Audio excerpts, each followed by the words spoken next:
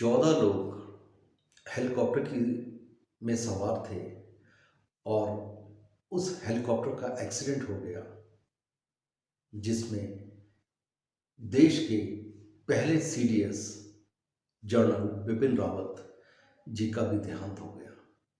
उस 14 में से 13 लोग का देहांत हो गया और एक अभी भी हॉस्पिटल में एडमिट है। आज जिसको जहाँ पे मिला, चाहे वो यूपी में चीफ मिनिस्टर हो, चाहे आपका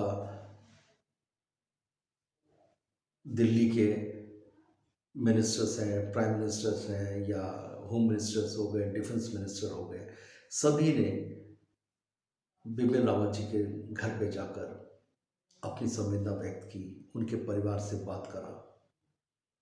एक बहुत बड़ी दुखद घटना है ये, और सबसे बड़ी चीज़ क्या है कि इतना बड़ा नुकसान जो देश कभी भी इसको भरपाई नहीं कर पाएगा।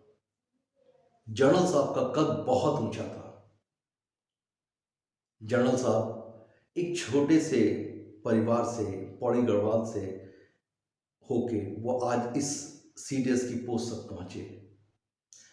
उनका बात करने का लहजा, उनका देश का नज़रिया, उनकी जो स्ट्रैटेजी होती थी, उनकी जो प्लानिंग होती थी, आज इसी वजह से चाहे वो चाइना हो, चाहे पाकिस्तान हो, वो डरता था, कांपता था उनसे। और आपने अक्सर देखा होगा कि वो लोगों के बीच में जुड़ते थे, पब्लिक से जुड़े हुए लोग थे। जनरल साहब हर मीटिंग में कुछ ऐसी बात कहते थे, अपने दिल की बात कहते थे, जो हर आदमी के लिए उस बात को कहना इतना आसान नहीं होता था। जनरल साहब जो अपनी प्लानिंग करते थे, जो उनकी देश के प्रति स्ट्रैटेजी और प्राइम मिनिस्टर के साथ जो कोऑर्डिनेशन होता था, वो देखने लायक था। काफ़ी समय से एक सीडीएस की पोस्ट के लिए हिंदुस्तान के अंदर एक काफ़ी बात चलती थी कि सीडीएस का पोस्ट होना चाहिए, क्योंकि तीनों अंगों को कमांड करने वाला एक काबिल ऑफिसर चाहिए था। और जनरल साहब के रूप में वो एक काबिल ऑफिसर, जिसने आर्मी, नेवी, एयरफोर्स तीनों को कमांड किया। आज उसी का वजह है कि तीनों के अंदर एक जो काम करने का जो तरीका है, जो मॉडर्नाइजेशन है, जिस तरीके से वो काम करते, वो चाहते थे कि हमारा जो सैनिक है वो आधुनिक सैनिक हो, आधुनिक हथियार से लैस हो। तो वो हर चीज़ को इस तरीके से देखते थे। लोगों से जब स्पीच दिया करते थे, तो उन लोगों के बीच में से होके वो ऐसी बात कहते थे कि लोग कहते थे कि हाँ, ये डाउन टू द अर्थ आदमी है।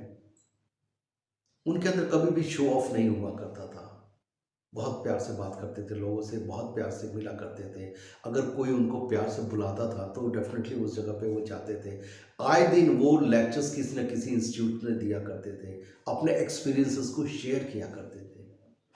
लेकिन ये देश का सपूत आज हमेशा के लिए सो गया।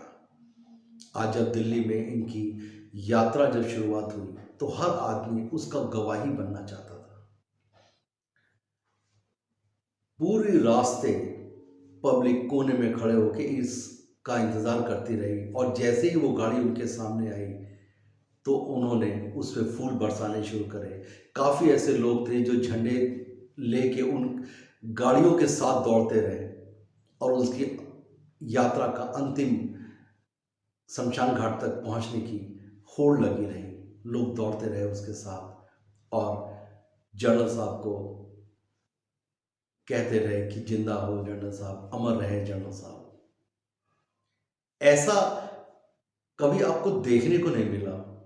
हमने नेताओं को, आज इतना मैं बड़ा हो गया, मैंने नेताओं के साथ तो देखा है कि नेताओं के लिए होता है, लोग का हुजूम आता है, लाखों आदमी उस भीड़ में आते हैं, लेकिन किसी जर्नल के लिए इतना लोगों में जुनून, इतना प्यार, इतनी श्रद्धा शायद मैंने आज तक नहीं देखा। पूरे हिंदुस्तान में एक शोक की लहर थी। हर आदमी की संवेदना उनके साथ है, दुख है उन्हें कि हमारा जनरल हमारे बीच नहीं रहा। आज मित्र देश है, सबके रिप्रेजेंटेटिव हिंदुस्तान आए। कोई ऐसा नेता या आपको एमपी, दिल्ली के चीफ मिनिस्टर, उत्तराखंड के chief minister, prime minister, defence minister, तीनों अंगों के जो जनरल हैं, आर्मी, एयरफोर्स और नेवी के, ये लोग आए। हर्षवर्धन सिंह राठौड़ वो भी आए। काफ़ी ऐसे लोग थे जो उनके दोस्त थे, मित्र थे उनके, वो लोग भी इसमें आए, उनके अंतिम दर्शन करने के लिए आए। लेकिन हर के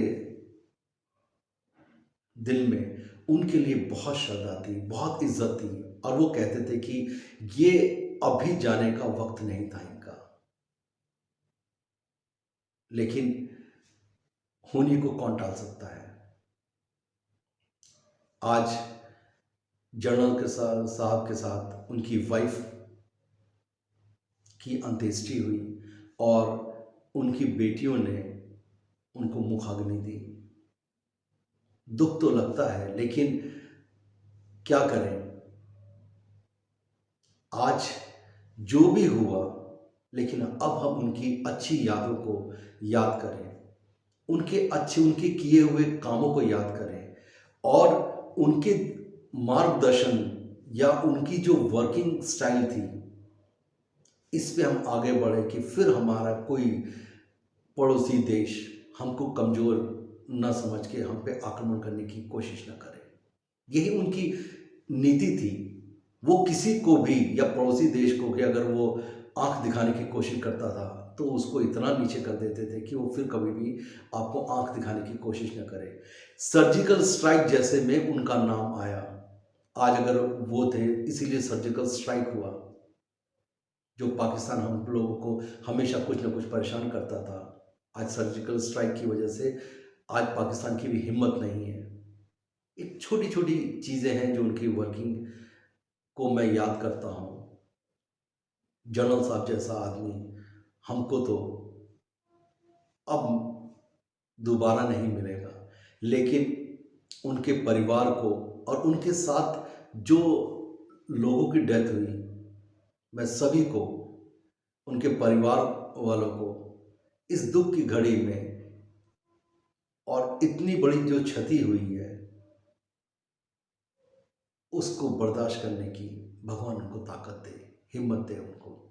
वैसे तो उनकी क्षति से ज़्यादा देश की क्षति हुई है, ये देश का नुकसान है। वो देश की धरोहर थे, लेकिन अब आपको इतनी बड़ी ज़िंदगी, जनरल साहब तो चले गए, लेकिन उनके बच्चों को या और लोग हैं, अब आपको अपनी ज़िंदगी आगे बढ़ानी है और कुछ अच्छा करिए जो लोग आपको याद करें।